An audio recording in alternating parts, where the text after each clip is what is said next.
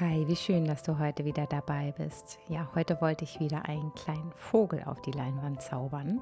Und abgesehen von dieser Idee habe ich noch keine genauen Vorstellungen, wie der Hintergrund aussehen soll oder ja, welche Farbe ich verwenden werde. Das entsteht alles Schritt für Schritt aus dem Impuls heraus und ganz intuitiv. Dabei entscheidet einfach der Bauch.